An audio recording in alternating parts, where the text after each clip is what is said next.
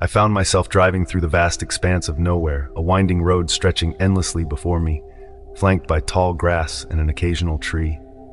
It was supposed to be a simple road trip to visit some distant relatives, but the thrill of adventure soon turned into a feeling of isolation. My GPS had lost signal miles ago, and the fading light of day painted the horizon in hues of orange and purple. As I drove, I began to feel a growing unease settle in my stomach.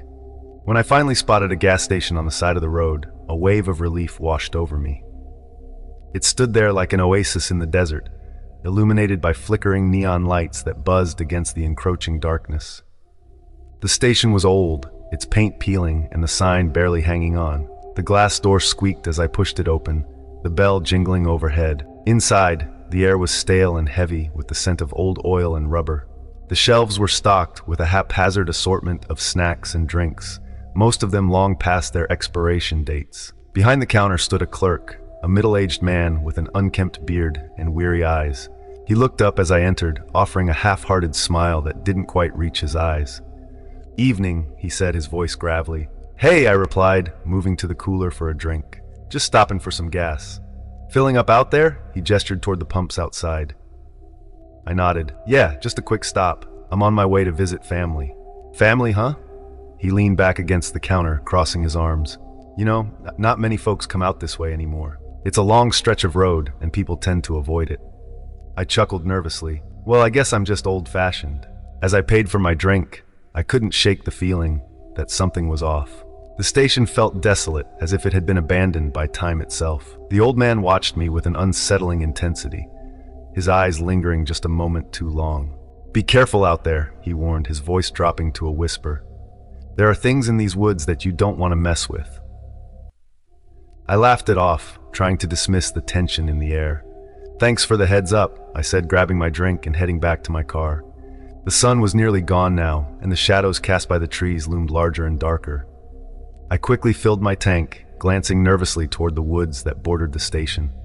They seemed to breathe and move as if alive, the wind rustling through the leaves and creating whispers that sent chills down my spine. I hopped back in my car, locking the doors instinctively. As I drove away from the gas station, I couldn't shake the clerk's words from my mind. The road stretched ahead, illuminated only by my headlights, and soon I found myself surrounded by trees on both sides, their branches clawing at the night sky. About 20 minutes into my drive, I spotted something unusual on the side of the road. A car, broken down and abandoned, its hood up. I slowed down to get a better look, curiosity getting the better of me. The vehicle was old, covered in dust and dirt, as if it had been there for years. A sense of dread washed over me. Should I stop? Something urged me to keep driving, but I couldn't ignore the instinct that someone might need help. I glanced around, my heart pounding as I scanned the area for any sign of life. The woods were silent, and the darkness seemed to envelop everything around me. After a moment's hesitation, I pulled over. My heart raced as I stepped out of my car, the gravel crunching underfoot. The abandoned vehicle stood eerily still, its windows clouded and cracked. I approached cautiously, peering inside. It was empty. No belongings, no signs of struggle, just a thick layer of dust. As I examined the car, a sudden noise behind me made me jump. I turned quickly, my heart pounding. Nothing but trees and darkness. "Hello," I called out, my voice shaky. No response. Just as I decided to leave, a rustling in the bushes caught my attention. My instincts screamed at me to run, but I stood frozen in place. Out of the shadows emerged a figure, a tall man, disheveled and dirty, with wild eyes that seemed to glimmer in the dark. He stood there staring at me, and my blood ran cold. "Hey, are you okay?" I shouted, taking a step back. He didn't respond. Instead, he took a step toward me, his gaze fixed and intense. I could see his clothes were torn, and dirt covered his skin. Something was unnerving about him, a primal energy that sent alarm bells ringing in my head. "Do you need help?" I called out again, but he continued to advance slowly, a twisted smile forming on his lips. Suddenly, a car engine roared to life behind me, and I turned to see a pickup truck speeding toward us. I felt a surge of hope. The driver could help me get away from this strange man. But as the headlights illuminated the scene, I realized the driver was not slowing down. The truck barreled toward me, and in a panic, I jumped to the side just as it sped past, not even braking for a second. My heart sank as I watched it disappear into the darkness, leaving me alone again with the man. I turned back to face him, but he was gone. My mind raced as I frantically scanned the area. Where had he gone? Before I could gather my thoughts, a loud crash echoed from the woods behind me. I spun around, squinting into the darkness, my heart racing. Was someone else out there? The rustling grew louder, branches snapping, and the ground shook beneath my feet. I sprinted back to my car, fumbling with my keys in a panic. The sound of footsteps followed me, and I could feel the presence of something, or someone, closing in. Finally, I managed to unlock the door, diving inside and slamming it shut. I locked the doors and hit the gas, tearing away from the scene, heart pounding in my chest. I drove like a madman, glancing nervously in the rearview mirror, half expecting to see the man pursuing me. The trees blurred past, and the road seemed endless. The fear settled deep within me, gnawing at my mind. I had to get out of here. After what felt like hours, I spotted another gas station in the distance, its lights flickering in the dark. Relief flooded through me as I pulled into the lot, my heart still racing. I rushed inside, the bell jingling as I entered.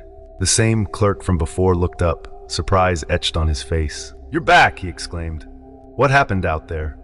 "I don't know," I stammered, my voice shaky. "I think I saw someone in the woods, and then a truck almost hit me." The clerk's expression shifted, and he leaned closer. "I told you to be careful. This area isn't safe, especially at night." I glanced around the gas station, the walls closing in on me. "What do you mean? Is there someone out there?"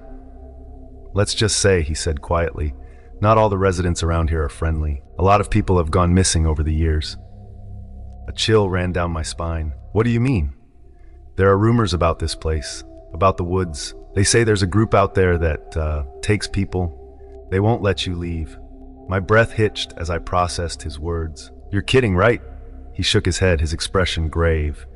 "I wish I were. You need to get out of here, and fast. It's not safe at night." As I stood there, trying to gather my thoughts, the lights flickered and the power went out. The gas station plunged into darkness and my heart raced anew. "What's going on?" I asked, panic rising. The clerk didn't respond. He was staring out the window, his eyes wide with fear. I followed his gaze, my heart sinking as I saw figures moving in the darkness. Shadows danced outside, their forms twisted and grotesque. "Get behind the counter," he shouted, pushing me down as he ducked low. I obeyed, my heart pounding in my chest as I crouched down, peering over the edge of the counter. The figures moved closer, their footsteps heavy against the pavement. I could hear murmurs, low and unintelligible, sending shivers down my spine. Suddenly, the door swung open with a loud creak, and a gust of wind blew through the station, extinguishing the few candles the clerk had lit. The figures stepped inside, their faces obscured by shadows. One of them, a woman with wild hair and sunken eyes, stepped forward, grinning wickedly. "Found another one," she cackled, her voice echoing in the space. The clerk grabbed a baseball bat from behind the counter, brandishing it in front of him. "Get out of here!" he yelled, his voice trembling. But the woman just laughed, her companions stepping further into the station, encircling us. Panic surged through me as I realized there was no way out. The clerk swung the bat, but it was no use. The figures lunged at him, and I could only watch in horror as they overwhelmed him. I knew I had to escape. In the chaos, I slipped out the back door, my heart racing as I sprinted into the night. I could hear their laughter behind me, echoing through the trees as I stumbled blindly into the woods. The darkness enveloped me, and branches scratched at my skin, but I kept running. After what felt like an eternity, I finally broke through the trees and stumbled onto the road. My car was parked just ahead, and I raced toward it, fumbling with my keys in a panic. I jumped inside, locked the doors, and threw the car into drive. As I sped away, I glanced back at the gas station, the lights flickering back to life, revealing the figures standing outside, watching me leave. I didn't stop until I reached the nearest town, shaking and gasping for breath. As I pulled into a brightly lit parking lot, I finally felt safe. The horror of what had just happened washed over me, and I knew I would never return to that desolate stretch of road or the forgotten gas station. As I sat in my car, my heart still racing, I couldn't help but think of the clerk, trapped in that nightmare, and the shadows lurking in the woods, waiting for their next victim.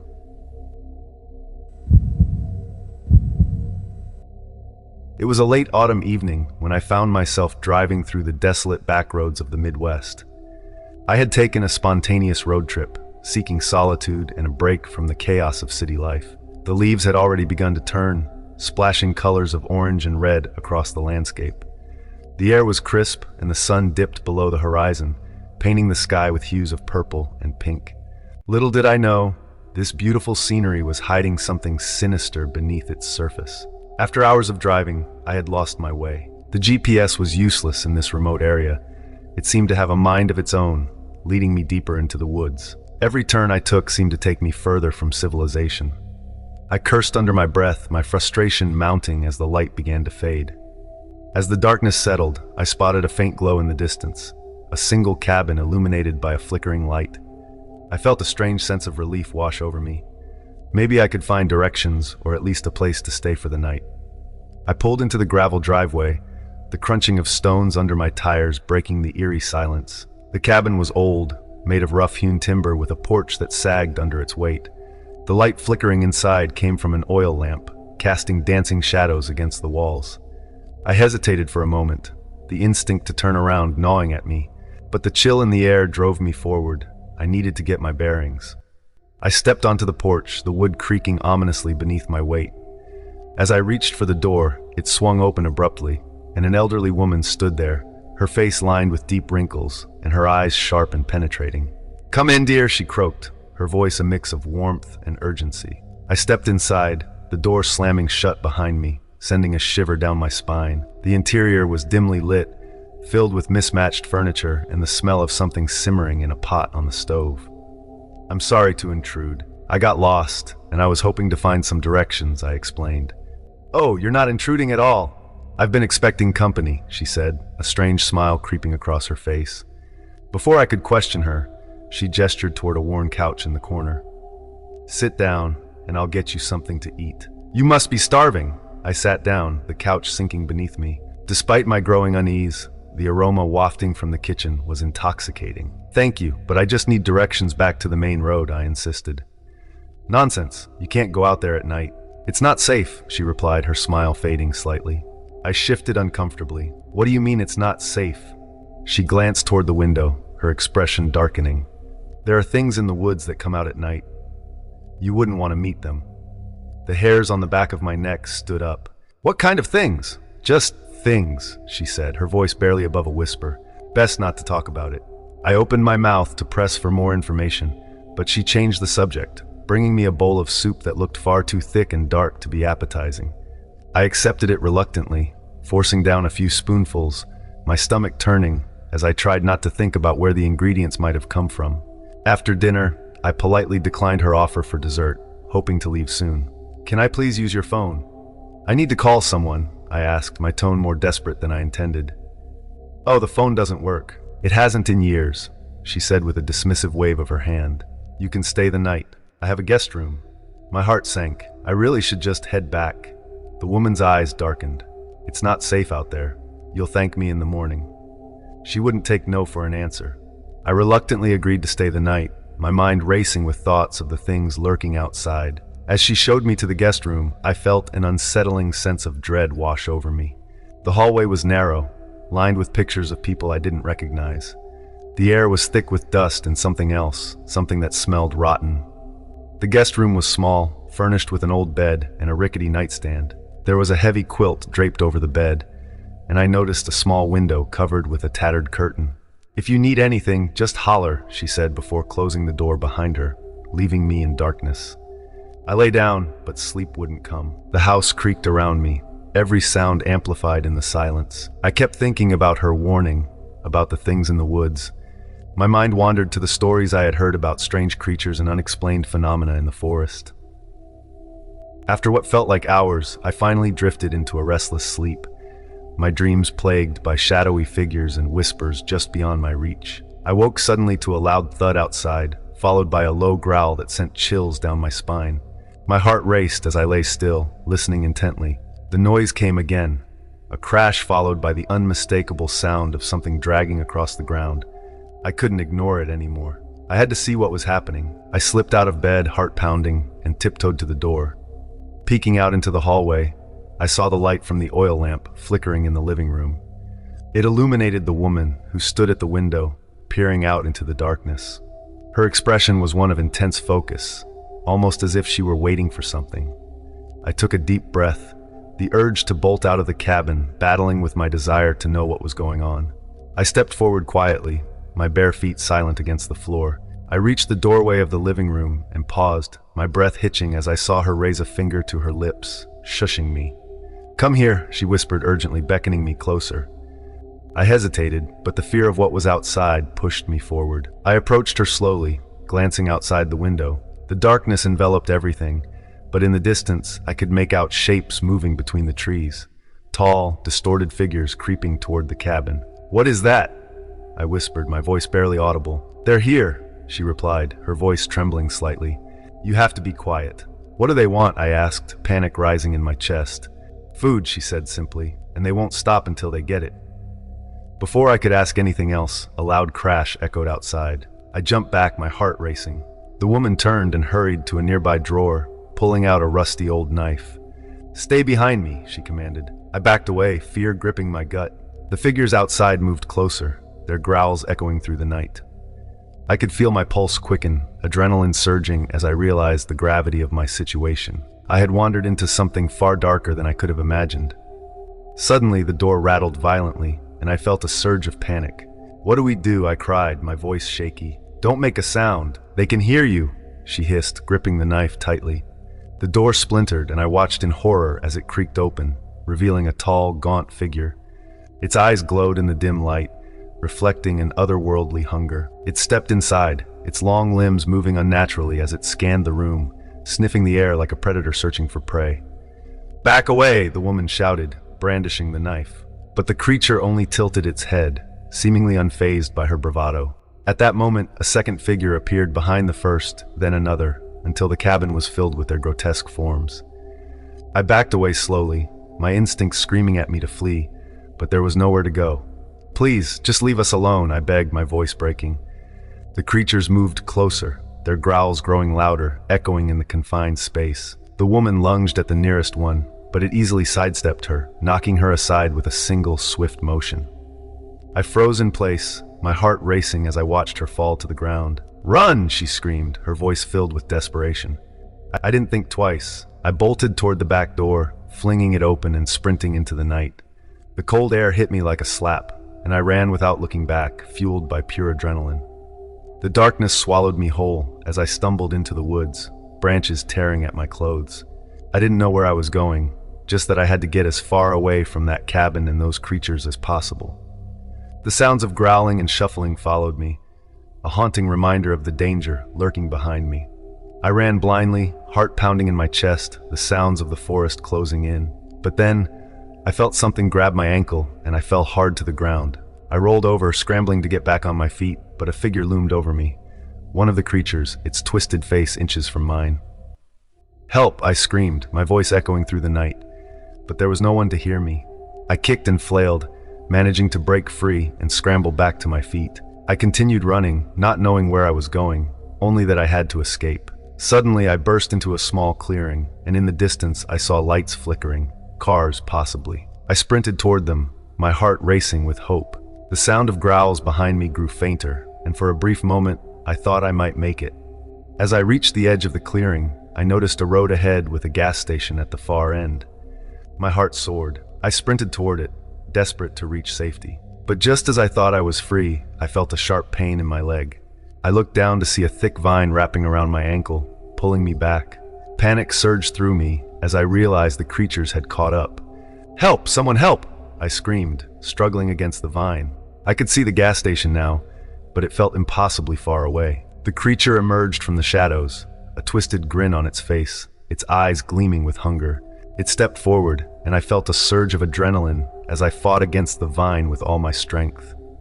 With a final desperate yank, I broke free and scrambled toward the gas station. I burst through the door, slamming it shut behind me, breathless and terrified. The cashier looked up, startled. "What the hell happened?" he asked, eyes wide with disbelief. "There's something out there.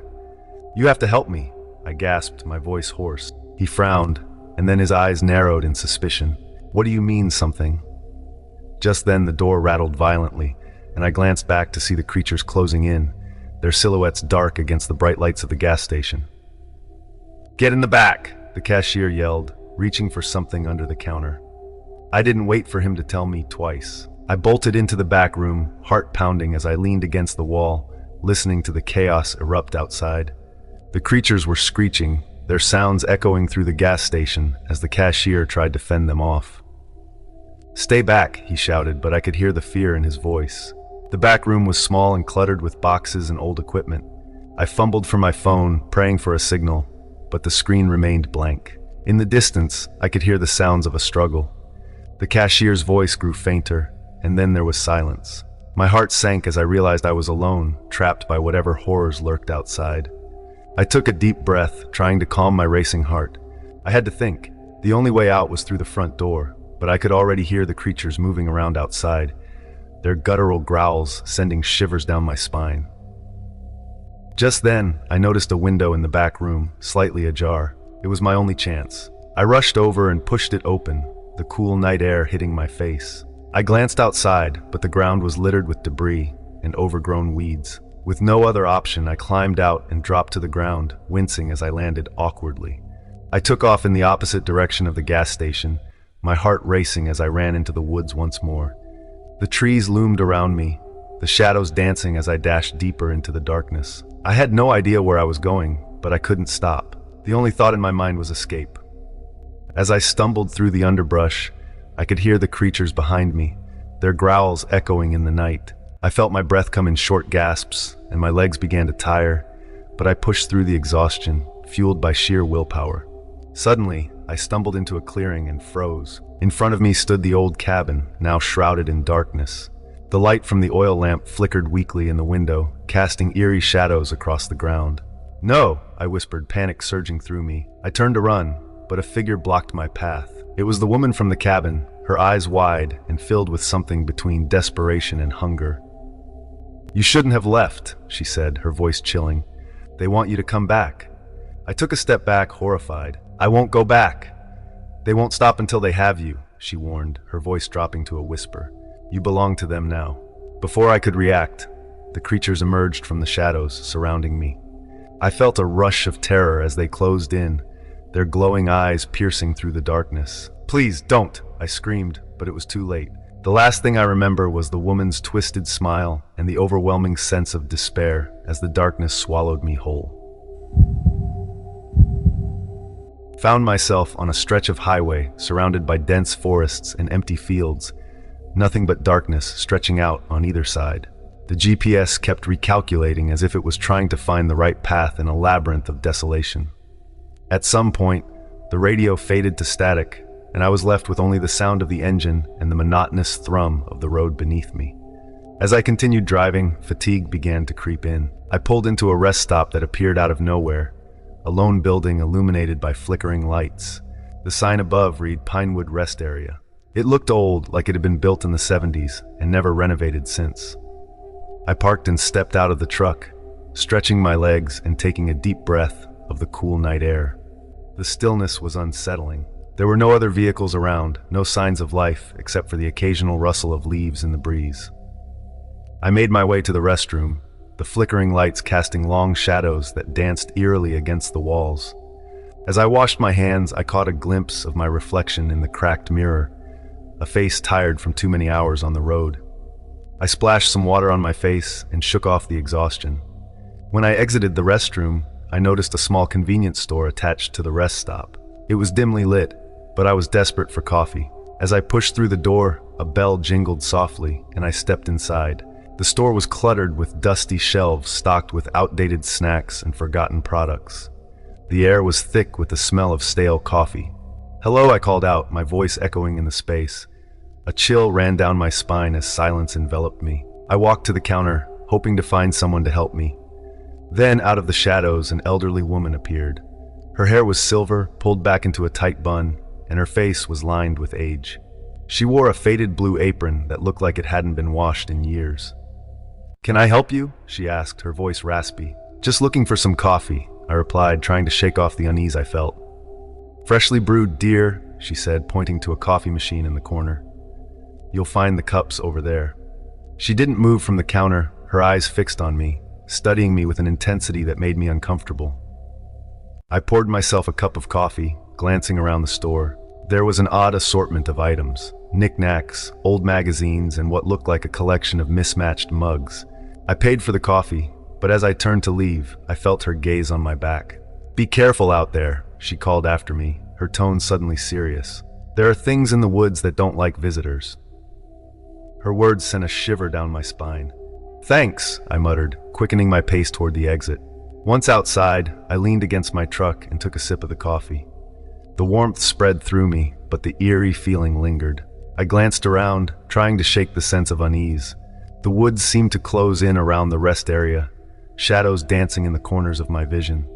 I shook my head, chalking it up to fatigue and a wild imagination. Back in the truck, I decided to hit the road again. The engine roared to life, and I pulled out of the rest stop, leaving the flickering lights and the strange woman behind me. The highway stretched before me, a ribbon of asphalt disappearing into the darkness.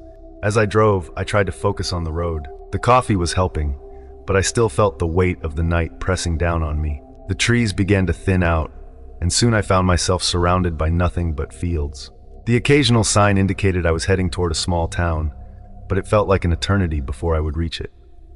Then I saw it, a figure standing at the edge of the road. It was a man, dressed in ragged clothing, his face obscured by shadows. My heart raced as I approached, unsure of what to do. Should I stop? Should I keep driving? As I got closer, the figure seemed to come into focus. He was tall, with unkempt hair and a wild look in his eyes. He raised a hand, and I instinctively slammed on the brakes, the tires screeching against the pavement. "What the hell?" I muttered, my pulse quickening. I glanced around. The road was completely deserted. There were no cars, no lights, just me and this strange man. "Help me," he called out, his voice hoarse. "Please, you have to help me." My instincts screamed at me to drive away, but curiosity got the better of me. I rolled down my window slightly. "What's wrong?" I asked, trying to keep my voice steady. "I need to get away from here," he said, panic seeping into his tone. "They're coming for me." He glanced over his shoulder, eyes darting into the darkness behind him. "Who's coming?" I pressed, trying to make sense of the situation. "Where are you trying to go?" He hesitated, glancing nervously again. "The woods," he whispered. "I can't let them find me." Just then, a loud crash echoed from the trees, followed by what sounded like a deep, guttural growl. My stomach twisted at the sound, and I felt an overwhelming urge to leave this man behind. "Look, I can't help you. I need to go," I said, my voice trembling. I started to roll up the window, but he pressed his face closer. "Please, they'll kill me." I slammed the window shut and put the truck in gear, my foot pressing down hard on the gas pedal. I took off down the road, heart pounding as I left him behind. I didn't look back, I couldn't. The sound of his voice lingered in my mind, begging for help, but I had to get out of there. The adrenaline coursed through me as I drove faster, the highway illuminated by my headlights. The trees blurred past, their shadows reaching out like grasping hands. I felt a wave of relief wash over me as I finally spotted a sign for a town ahead. Just a little further, and I'd be safe. But the sense of security was short-lived. The road turned, and as I rounded the bend, I saw something that made my blood run cold. There, in the middle of the road, stood the same man I had just left behind. He was grinning now, his face twisted into an unnatural smile, eyes wide and gleaming in the darkness. My heart dropped. "What the hell?" I gasped, slamming on the brakes once more. The truck skidded to a halt just inches from him. "What do you want?" I shouted, fear coursing through me. He took a step closer, the smile never leaving his face. "You can't escape," he said, his voice dripping with a chilling calm. "They know you're here. They want you." I backed up in my seat, my heart pounding. The man raised a finger to his lips, shushing me as if I were a child caught misbehaving. "It's already too late," he said softly. "You should have never come here." Before I could process what he said, something moved behind him. A shadow darting through the trees, moving closer, faster than I could comprehend. My instincts kicked in, and I threw the truck in reverse, my foot slamming the gas pedal as I desperately tried to put distance between myself and that man. I could see him in the rearview mirror, still smiling, still standing there. The shadow behind him lurked closer, a dark shape that seemed to morph and twist in the night. The sound of something heavy crashing against the ground echoed in the distance. Suddenly, a loud bang struck the side of my truck, jolting me back to reality. I whipped my head to the left to see a massive figure standing just outside my window. A hulking creature with grotesque features, its skin mottled and covered in patches of hair. It let out a roar that shook the air, and I felt a surge of terror flood my veins. I hit the gas again, throwing the truck forward. The tires squealed against the asphalt as I accelerated, desperately trying to escape the nightmare unfolding around me. I didn't look back. I didn't dare. I just drove, fueled by pure fear, the adrenaline pumping through my veins. The trees blurred by, and the road stretched on endlessly. I was in a panic, navigating the twists and turns with trembling hands. Finally, I spotted headlights approaching in the distance. Relief flooded through me as I realized I was nearing the outskirts of town. I swerved toward the light, desperate to reach civilization, but something darted into the road ahead. I slammed on the brakes, heart in my throat, as I nearly collided with a figure, a woman, disheveled and wild-eyed. She pounded on my window, her breath fogging the glass. "Help!" she screamed. "They're coming!" I rolled down the window just a crack, panic surging through me. "What's going on? Please, you have to get me out of here." "They're hunting us!" she shouted, her voice filled with raw terror. "What do you mean?" I asked, my voice shaking. Before she could respond, I saw it. A dark shape emerging from the trees, a hulking figure with twisted limbs and glowing eyes. The creature let out a low growl, and I felt my heart sink. "Get in!" I yelled, fear gripping my chest. She dove into the passenger seat just as the creature lunged forward. I threw the truck into gear and tore down the road, not looking back. "What was that thing?" I gasped, adrenaline still coursing through me. "I don't know. It's been stalking me for days. We have to get out of here." As we sped through the night, I caught glimpses of shadows lurking in the trees, more figures emerging and disappearing like ghosts. The woods were alive with an unnatural presence, closing in around us. "I saw it too," I said, struggling to keep my voice steady. "A man at the roadside. He knew I was there." He smiled. She shivered, wrapping her arms around herself. "They're all part of it. They want to trap you, make you one of them." I felt a wave of nausea wash over me. "What do you mean?" "They lure you in, make you think you're safe, and then they hunt you." Just then, a loud thump echoed against the truck, shaking the vehicle. I glanced in the rearview mirror to see one of the creatures chasing us, its grotesque form sprinting with an unnatural speed. My heart raced as I pressed the gas pedal down harder. "Faster!" she screamed, panic rising in her voice. "We have to get to town!" I could see the lights ahead, a beacon of safety, but the creatures were closing in. I felt the weight of terror settle in my stomach as I pushed the truck to its limits. The headlights of the town grew larger, but I could hear the howls and growls echoing behind us, a chorus of nightmarish sounds that promised death. As I barreled into the town, the glow of neon lights filled the cab. I veered onto a side street, desperate to put as much distance as possible between us and the monsters. My heart pounded in my chest as I finally screeched to a halt outside a small diner, the neon sign flickering in the dark. "Get inside!" I yelled, jumping out of the truck. We bolted toward the entrance, pushing through the door and slamming it shut behind us. The diner was nearly empty, with a few patrons sitting at the counter, oblivious to the terror that had just unfolded. The smell of fried food filled the air, a strange comfort amidst the chaos. I turned to the woman, breathless and shaken. "We're safe here, right?" I asked, scanning the room. She shook her head, eyes wide with fear. "It won't matter. They'll find us." The door rattled, and I turned to see one of the creatures pounding against it, claws scraping against the wood. Panic surged through me as I backed away. The other patrons looked up, confused, as I shouted for them to get out. "Run! Get out of here!" But before they could react, the door burst open and the creature lunged inside. It was a horrific sight, a mass of flesh and teeth howling with a primal rage. I stumbled backward, eyes wide with terror. The diner's patrons screamed, chaos erupting as everyone scrambled to escape. I grabbed the woman's arm, pulling her toward the back exit. We barreled through the kitchen, the sound of screams and chaos echoing behind us. As we burst out the back door into the alley, I turned to see the creature at the entrance, its grotesque form silhouetted against the neon light. It let out a roar that sent chills down my spine. "We have to keep running!" I yelled, pulling her away from the diner. The alley was dark, and I had no idea where to go, but I couldn't let it catch us. The woman's breath came in ragged gasps as we ran. "There's a car parked around the corner." "We can make it," I nodded, adrenaline fueling my every step. We rounded the corner, and I spotted a car parked at the end of the alley. I rushed toward it, fumbling for the door handle. The woman was right behind me, urging me to hurry. But as I reached the car, I felt a sudden sense of dread. I turned to see the creature looming behind us, its eyes glowing in the darkness, its mouth twisted into a grotesque grin. "Get in!" I shouted, panic rising in my throat. We scrambled into the car, and I fumbled with the keys, my hands shaking. I finally found them, and with a jolt, the engine roared to life. I hit the gas, slamming the car into reverse, narrowly avoiding the creature as it lunged at us. "Go, go, go!" the woman screamed, her eyes wide with terror. I swerved onto the road, the tires screeching against the asphalt as I sped away from the nightmare.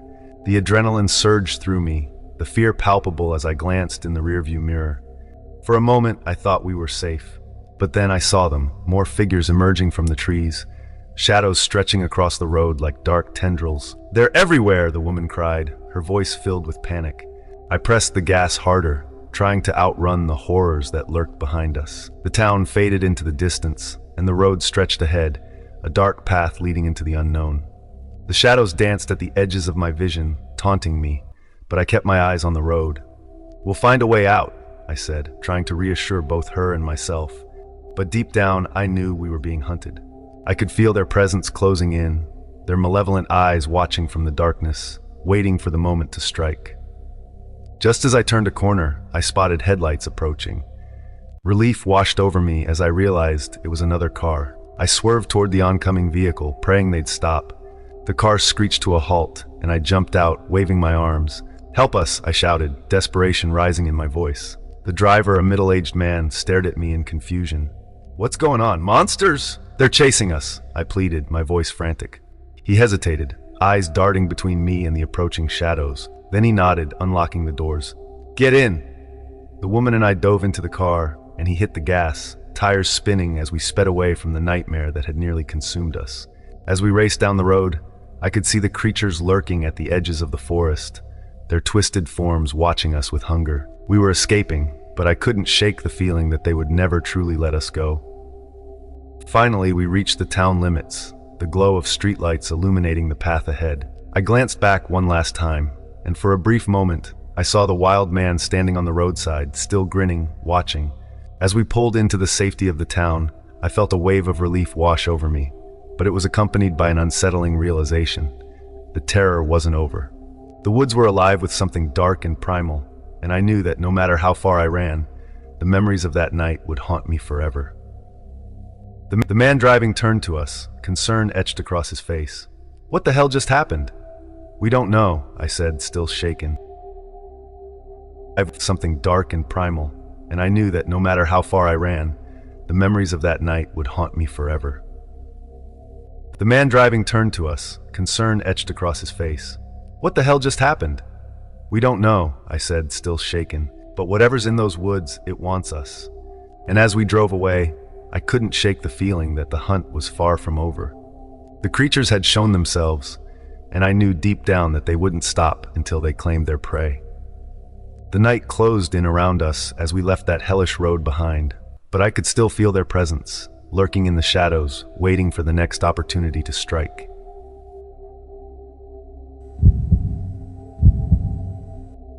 The idea of heading out into the middle of nowhere had always seemed like a fun, spontaneous adventure to Bryce. Life had been grinding him down lately. The endless hours at work, the noise of the city, the constant drone of people and traffic, it was all too much. So when the opportunity for a weekend road trip came up, Bryce didn't hesitate. He packed his bags, fueled up his car, and hit the open road with no set destination. The thought of driving aimlessly through vast stretches of rural America felt like the perfect escape. He left early in the morning, watching the sun rise as he navigated his way out of the city. At first, the scenery was familiar. Highways lined with billboards, strip malls, and fast food joints. But as the hours passed, those familiar sights began to disappear. The roads narrowed, the buildings became sparse, and soon the landscape was dominated by fields, dense forests, and the occasional farm. Bryce's GPS lost signal about 2 hours into his drive, but he didn't care. That was the whole point of this trip. Disconnecting. He welcomed the isolation, the sense of being truly alone in the world, far from the suffocating crowds of the city. As the sun dipped lower in the sky, Bryce realized he hadn't seen another car in over an hour. The road was little more than a single-lane stretch of cracked asphalt that wound through dense, shadowy woods. He figured he'd eventually find a small town or gas station where he could stretch his legs and refuel. But after another 30 minutes of driving, the road seemed to stretch on endlessly, with no signs of civilization in sight. Just trees. Towering, oppressive trees seemed to close in around the road, their branches hanging low, casting eerie shadows in the fading light. A sense of unease crept over Bryce as he noticed how unnaturally quiet everything was. No birds, no wind rustling through the leaves, just the steady hum of his car's engine. He adjusted his grip on the steering wheel, telling himself that it was nothing. It was the isolation getting to him, that's all. The setting sun bathed the road in a deep orange glow, casting long shadows that seemed to stretch out across the asphalt like dark fingers. As he rounded a bend, something in the road caught his eye. A sign. It was old and weathered, the paint faded and peeling, but Bryce could make out the words, Dunridge, 12 miles. Relief washed over him. Town, finally. He sped up, eager to reach his destination before dark. But as the sun continued to sink, a thick fog began to roll in, swirling up from the trees like ghostly tendrils. The road ahead of him became increasingly obscured, the fog wrapping around his car like a blanket. Bryce slowed to a crawl, his headlights barely piercing through the dense mist. The trees on either side of the road seemed to grow even closer, their branches tangling together above him, blocking out the last of the light. After what felt like an eternity, he spotted a small dirt road branching off from the main one. A wooden signpost stood at the intersection, the word Dunridge scrawled in fading white paint. He turned onto the dirt road, his tires kicking up clouds of dust as he drove deeper into the fog. The road was rough and uneven, the car jolting with every bump and dip. Bryce gripped the steering wheel tightly, his eyes straining to see through the haze. The headlights illuminated only a few feet ahead, and beyond that, there was nothing but darkness. Just as he began to question whether he'd made the right turn, he spotted something up ahead, a small building. It looked like a gas station, its neon sign flickering weakly in the fog. Bryce felt a wave of relief. Finally, a sign of life. He pulled up to the station and parked his car near the lone gas pump. The place looked abandoned, its windows dark and the paint peeling off the walls. But the lights inside were still on, casting a dim glow onto the pavement. Bryce hesitated for a moment, then got out of the car. The air was thick and cold, the fog swirling around him as he made his way toward the entrance. A bell jingled as he pushed open the door. Inside, the gas station was eerily quiet. The shelves were lined with dust-covered cans and boxes, and the air smelled stale, like the place hadn't seen a customer in years. At the counter, an old man sat hunched over, his back to Bryce. Excuse me," Bryce called out, his voice sounding too loud in the stillness. "Can you tell me how far it is to Dunridge?" The old man didn't move. Bryce cleared his throat and took a step closer. "Sir," still no response. The man remained perfectly still, his head bowed, his shoulders slumped. A chill ran down Bryce's spine. Something was off. He slowly approached the counter, his footsteps echoing on the worn linoleum floor. As he got closer, he realized the man wasn't breathing. His skin was pale, almost gray, and his eyes were wide open, staring blankly ahead. He was dead. Bryce stumbled back in shock, his heart racing. His mind raced for an explanation. Maybe the man had passed away recently, and no one had found him yet. But why were the lights still on? Why was the door unlocked? Suddenly, the bell above the door jingled again. Bryce spun around, expecting to see someone else enter the station, but the door was still closed. The sound had come from inside. His pulse quickened as he scanned the room. The shelves were empty, the windows dark. There was no one else there, but the air felt heavy as if someone or something was watching him. Without thinking, Bryce bolted for the door. He burst outside, gasping for breath as the cold air hit him. The fog had thickened, turning the world into an impenetrable wall of white. His car sat just a few feet away, but it felt like miles. He sprinted to the car, fumbling for his keys as he yanked open the door. He slammed it shut behind him, locking the doors as quickly as he could. His hands trembled as he started the engine, the headlights cutting through the fog as he peeled out of the gas station lot. His mind raced as he sped down the dirt road, trying to process what he had just seen. The dead man, the strange atmosphere in the station, it all felt like a nightmare. But this was real, too real. As he drove, the fog seemed to grow thicker, swallowing up the road ahead. Bryce's grip tightened on the steering wheel as he navigated the twisting path, his headlights barely illuminating the way. Suddenly, something darted across the road in front of him. A figure, tall and shadowy, moving too fast for Bryce to make out any details. He slammed on the brakes, his heart pounding in his chest. The car skidded to a stop, the tires kicking up dust and gravel. Bryce sat frozen, his hands gripping the wheel, his breath coming in short, panicked gasps. He looked around, but there was no sign of the figure. The fog was too thick, obscuring everything beyond the reach of his headlights. Just as he was about to start driving again, a loud thud echoed from the back of the car. Bryce's blood ran cold. He slowly turned around, his eyes scanning the back seat. Nothing, but the sound had been real. He was sure of it. Before he could react, another thud came, this time from the roof of the car. Bryce's heart raced as he fumbled for his phone, but there was still no signal. A third thud, louder this time. Something, or someone, was on top of the car. Bryce's breath caught in his throat as the car rocked slightly, the weight shifting above him. His mind raced, searching for an explanation, but none came. Then the roof caved in slightly, as if something heavy was pressing down on it. Without thinking, Bryce floored the gas pedal. The tires screeched as the car lurched forward, speeding down the dirt road. The thudding stopped, but Bryce didn't slow down. He didn't dare look back.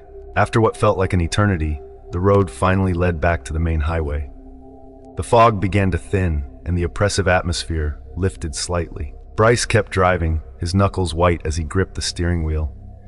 He didn't stop until he reached a small town miles away. He pulled into a motel parking lot, his heart still racing, his mind reeling from the events of the night. As he sat there, trying to calm himself, he glanced in the rearview mirror. For a split second, he thought he saw a figure standing in the distance, watching him from the edge of the fog. But when he blinked, it was gone.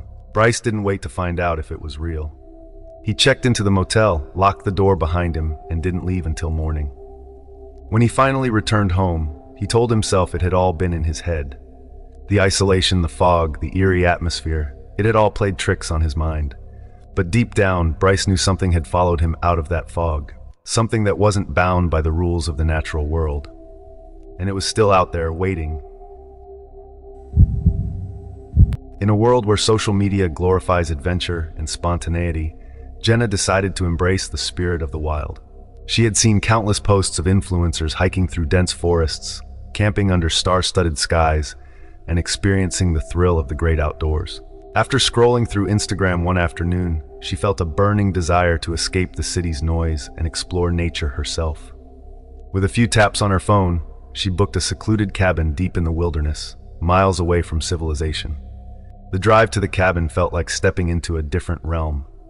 The bustling city gave way to sprawling highways, which then narrowed into winding roads surrounded by towering trees.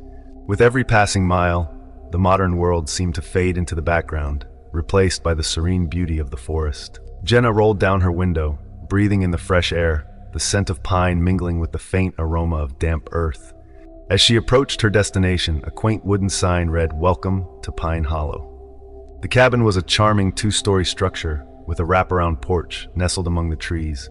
It looked like something out of a postcard, and Jenna felt a wave of contentment wash over her for a moment. After unpacking her belongings, she decided to take a stroll around the area. The sunlight filtered through the leaves, casting dappled shadows on the forest floor. Jenna reveled in the tranquility, far removed from the chaos of city life. She took pictures of the beautiful scenery, capturing the essence of her getaway. As dusk began to settle, she returned to the cabin, ready to prepare dinner. The sun dipped below the horizon, painting the sky in vibrant hues of orange and purple. She lit the fireplace, filling the cabin with warmth and a crackling ambience. Jenna felt at peace, savoring the quiet solitude. But as night descended, an unsettling sensation crept into her mind. After dinner, Jenna decided to relax with a book, but her eyes drifted toward the window. The forest outside seemed darker, the trees swaying ominously in the wind. She shook off the feeling and turned her attention back to the pages.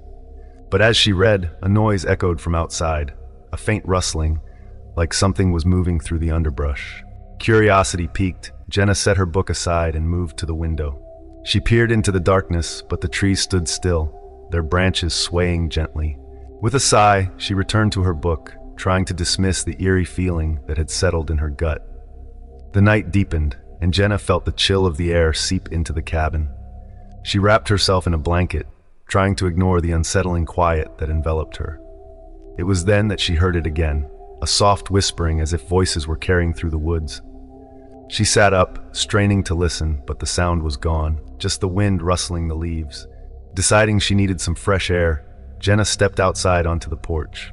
The moon hung low in the sky, casting a silvery light over the forest. She inhaled deeply, trying to shake off the creeping unease. But as she stood there, she felt the hairs on the back of her neck prickling, as if she were being watched. "Get a grip, Jenna," she whispered to herself. "It's just the wilderness." But deep down, something felt off. The woods were too quiet. No crickets chirped, no owls hooted, just silence and the whispering wind. Jenna turned to head back inside when she caught a glimpse of something moving among the trees. A shadow just at the edge of the clearing. Her heart raced as she squinted, trying to make out the figure. It was tall and thin, its outline almost blending with the darkness. Panic surged within her, and she quickly retreated into the cabin, locking the door behind her. For the rest of the night, Jenna struggled to sleep. Every creak of the cabin, every gust of wind sent her heart racing. The whispers returned, echoing in her mind, a chorus of unintelligible voices that seemed to beckon her. As dawn broke, Jenna emerged from her restless night, her eyes heavy and bloodshot. She poured herself a cup of coffee, needing the caffeine to shake off the remnants of her fear. The sun filtered through the trees, casting a warm glow over the forest, but the previous night's events lingered in her mind. Determined not to let fear ruin her trip, Jenna decided to explore the nearby hiking trails. She grabbed her backpack, loaded it with essentials, and set out into the wilderness. The forest was beautiful in the daylight, vibrant colors bursting forth from every direction. She took deep breaths, letting the fresh air fill her lungs, and tried to push aside her lingering unease. As she walked deeper into the woods, the trail became less defined, overgrown with underbrush and weeds. She pulled out her phone to check the GPS, but to her frustration, there was no signal. "Of course," she muttered, shoving the device back into her pocket. After wandering for a while, she came upon a small clearing with a picturesque view of the mountains in the distance. She sat on a fallen log, taking in the beauty around her, the tranquility of nature washing over her. She snapped a few pictures, feeling a sense of accomplishment for conquering her fears. But as she sat there, a chill settled in the air. It was subtle, but it felt different from the morning's warmth. The whispering returned, clearer this time, as if the voices were closer. Jenna's heart began to race again, her instincts screaming at her to leave. Just as she stood up, she noticed something in the distance, a figure standing among the trees. Her breath caught in her throat as she squinted, trying to make sense of it. It was the same tall, thin shadow she had seen the previous night, but now it seemed to be moving closer. Without thinking, Jenna turned and sprinted back down the trail, her heart pounding in her chest. The forest rushed by in a blur, branches scraping against her arms as she pushed through the underbrush. She could hear the whispering growing louder, almost mocking her as she ran. She finally burst out of the trees and back into the clearing where the cabin stood. Panting, she slammed the door shut behind her and locked it tight. The cabin felt like a fortress, but Jenna knew that the threat was still out there. She spent the rest of the afternoon pacing the cabin, her mind racing with thoughts of what she had seen. The figure, what was it? A person? An illusion? The whispering in the woods felt too real, too close. She glanced at the clock, realizing it was already getting dark again. As night fell, Jenna lit the fireplace once more, hoping the warmth would bring her comfort. But the unease crept back in, more pronounced than before. She settled on the couch, clutching a flashlight in her hand, ready for whatever may come. Just as she was beginning to drift off, a loud bang jolted her awake. Her heart raced as she shot up, listening intently. The sound came again, a heavy thud, followed by the unmistakable sound of footsteps on the porch. Jenna's breath caught in her throat. She felt paralyzed, her mind racing with possibilities. Was it the figure? Had someone followed her back to the cabin? Gathering her courage, she crept to the window, peering through the curtains. The porch was dark, illuminated only by the flickering light from the fireplace. But then she saw it, the figure standing in the shadows, just beyond the reach of the light. Fear gripped her, and she stumbled back, frantically looking for a way to defend herself. Her phone was useless, no signal, no way to call for help. She turned to the kitchen, grabbing a large knife and clutching it tightly, the cold metal reassuring against her palm. The footsteps grew louder, a slow, deliberate approach that sent chills down her spine. Jenna backed away from the door, her heart pounding in her chest. The figure was right outside now, its presence looming like a dark cloud. Without warning, the door rattled violently as something pounded against it. Jenna's breath quickened, and she felt the walls closing in around her. She raised the knife, her knuckles white from gripping it so tightly. "Who's there?" she called, trying to sound brave, but her voice quivered with fear. The only response was a low, guttural whisper that seemed to seep through the cracks of the door. "Come out, come play." Jenna's heart raced as she pressed her back against the wall, her mind racing for a plan. She couldn't stay here, but where could she go? The only option was the back door, which led to the woods. The pounding on the door intensified, shaking the cabin. In a moment of adrenaline-fueled clarity, Jenna darted to the back, flinging the door open and sprinting into the forest. The cold air hit her like a wave, but she didn't stop. She ran as fast as she could, branches scratching at her arms and legs. As she plunged deeper into the darkness, the whispering returned, echoing all around her. "Join us, join us." Jenna stumbled through the underbrush, her breath coming in ragged gasps. The forest felt alive, and she could almost sense the trees leaning in, watching her with unseen eyes. Suddenly, she tripped over a root and fell to the ground, the knife slipping from her hand. Panic surged as she scrambled to her feet, glancing back to see if the figure had followed. But the forest was silent, almost too silent.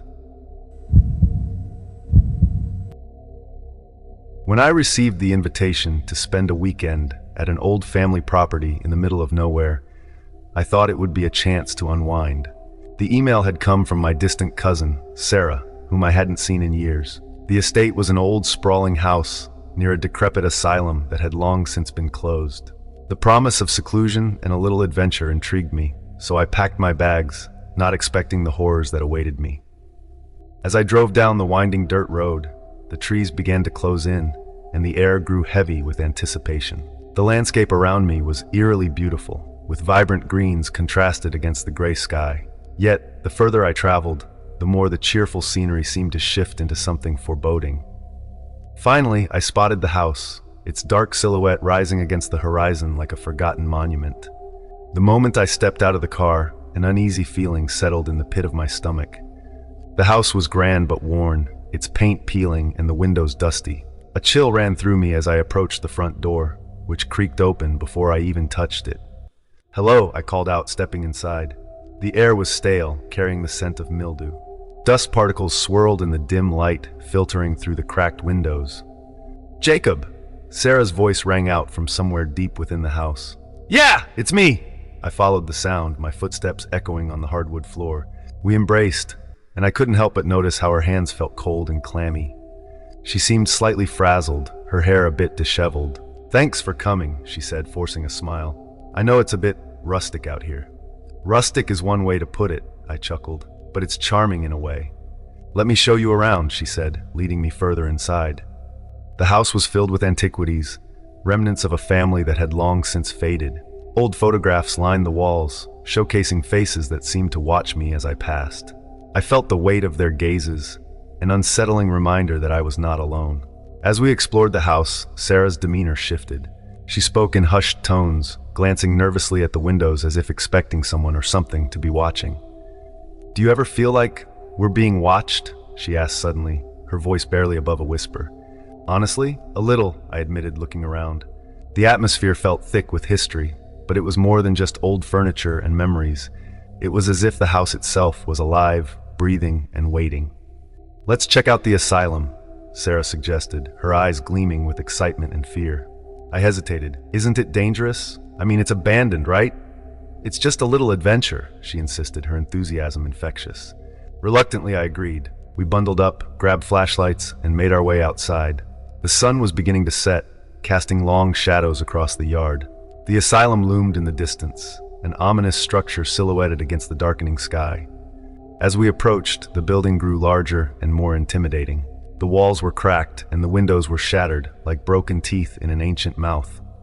An iron gate creaked open at our touch, revealing an overgrown path leading to the entrance. "Are you sure about this?" I asked, my heart racing as we stepped inside. "Absolutely. Just think of the stories we can tell later," she replied, trying to sound brave. We entered the asylum, and the darkness enveloped us. I flicked on my flashlight, its beam cutting through the thick air. The walls were lined with peeling paint, and the floorboards creaked ominously beneath our feet. A musty smell hung heavily in the air, mingling with the scent of decay. As we ventured deeper into the asylum, the atmosphere shifted. My flashlight illuminated faded signs warning of danger, and I couldn't shake the feeling that we were intruders in a forgotten world. Sarah led the way, her excitement contrasting with my growing unease. "Look at this place. It's incredible," she exclaimed, peering into a room filled with rusted equipment and broken furniture. "Yeah, incredible in a creepy way," I replied, glancing over my shoulder. Suddenly, a noise echoed through the hall, a faint sound like a whisper. I froze, my heart pounding in my chest. "Did you hear that?" Sarah turned, her expression shifting from excitement to concern. "Hear what?" "I swear I just heard something," I said, trying to convince myself I was imagining it. "Maybe it's just the wind," she suggested, though I could see the doubt in her eyes. We pressed on, the beam of my flashlight dancing across the walls. As we entered a large common room, the air felt heavier, as if the very essence of despair hung around us. I shined my light across the floor and noticed a series of disturbing symbols scratched into the wooden surface, almost like a desperate message left behind. "Okay, this is getting a little weird," I said, trying to laugh it off. Sarah was silent, her eyes wide as she stared at the symbols. "Maybe we should go back," she finally suggested. "Yeah, I think you're right," I replied, my instincts screaming at me to leave. As we turned to leave, a loud bang echoed from somewhere deeper in the asylum. I jumped, my heart racing. "What was that? I don't know," Sarah said, her voice shaking. "We need to get out of here." We hurried back through the darkened hallways, our flashlights flickering ominously. The air felt charged, as if something was watching us, lurking just beyond the reach of our lights. Suddenly, I heard footsteps behind us. "Run!" I shouted, grabbing Sarah's hand and pulling her along. We dashed down the hall, the sound of footsteps growing louder and closer. I could feel a cold sweat trickling down my back as we burst through a doorway and into a small storage room. I slammed the door shut and pressed my back against it, my heart pounding like a war drum. "What the hell is happening?" Sarah whispered, her eyes wide with fear. "I don't know," I replied, trying to catch my breath. "But we need to find a way out." As we scanned the room for an exit, I noticed a window high up on the wall. "There," I pointed. "If we can climb up to that window, we can get out." "Okay, let's do it." Sarah nodded, her determination overriding her fear. I helped her climb onto a stack of old crates, and she reached for the window. Just as she got her hands on the sill, the door rattled violently. "Someone's coming!" I exclaimed. "Go!" she urged, pulling herself up. I scrambled to help her, and as she squeezed through the window, I heard the door burst open behind me. My heart raced as I turned to face whatever was coming. A shadowy figure filled the doorway, its features obscured by darkness. I could feel its malevolent presence as I reached for Sarah's hand. "Hurry!" I yelled. Just as I pulled her back down from the window, the figure lunged at us. We tumbled backward, knocking over the crates and sending a crash echoing through the room. I grabbed Sarah and we sprinted toward the other side of the storage area, desperately searching for a way out. With no other options, we shoved open another door, finding ourselves in a narrow hallway lined with peeling wallpaper. We ran, barely glancing back when I heard a chilling laugh echo behind us. "Keep going," I shouted, adrenaline pushing us forward. We rounded a corner, and suddenly, the hallway opened up into what looked like a once grand lobby. A massive chandelier hung overhead, its crystals dust-covered but still reflecting the light from our flashlights.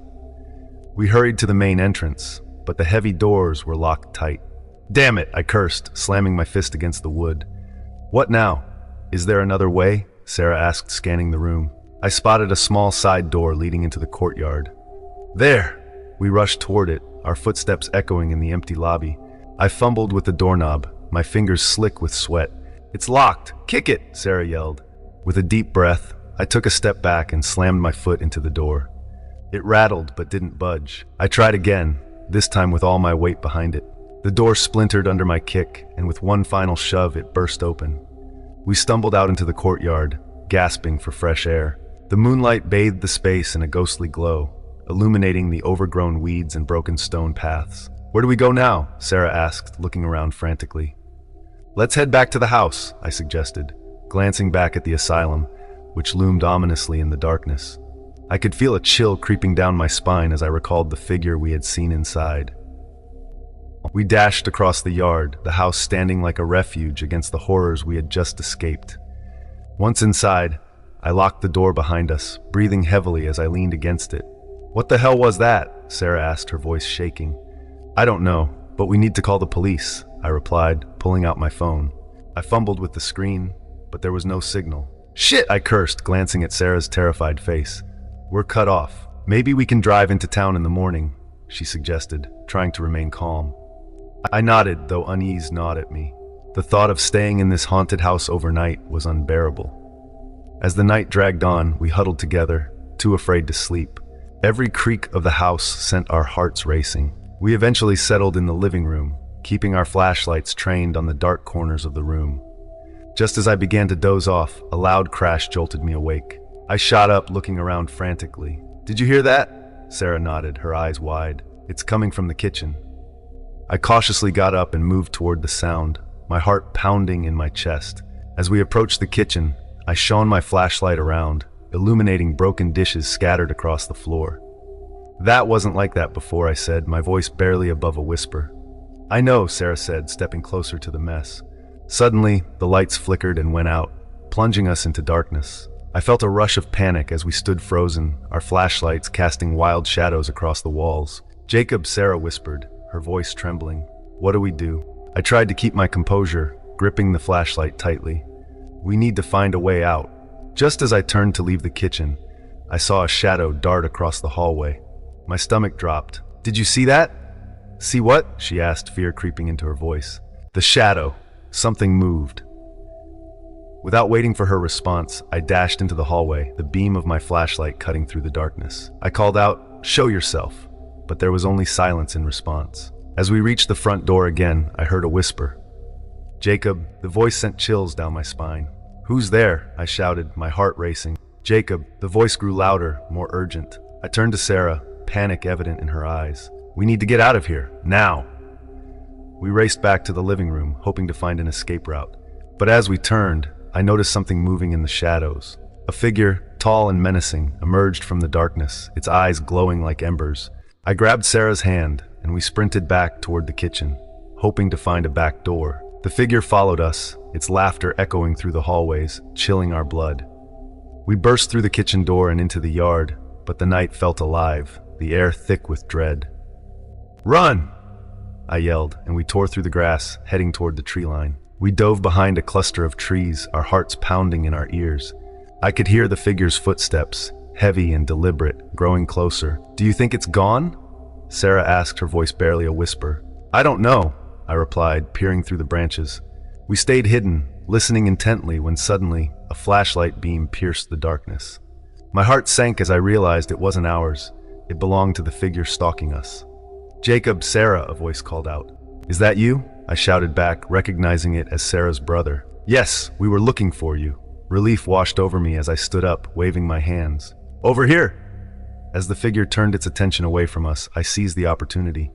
We need to go now. Together, we sprinted toward the beam of the flashlight, our hearts racing. We made it to the edge of the trees, and I turned back just in time to see the figure retreating into the darkness, its laughter echoing through the night. Where were you? Sarah's brother asked, concern etched on his face. We were inside the asylum, I said, panting, and there was something in there with us. What do you mean? He asked, glancing nervously at the trees. I can't explain it, I said, shaking my head, but we need to get out of here. Without a word, we all piled into my car and sped away, the asylum disappearing into the darkness behind us. As we drove down the winding dirt road, I couldn't shake the feeling that we were being watched, the sinister presence of that figure lingering in the air.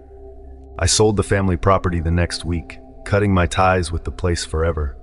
The unsettling memories of that night haunted me long after I left.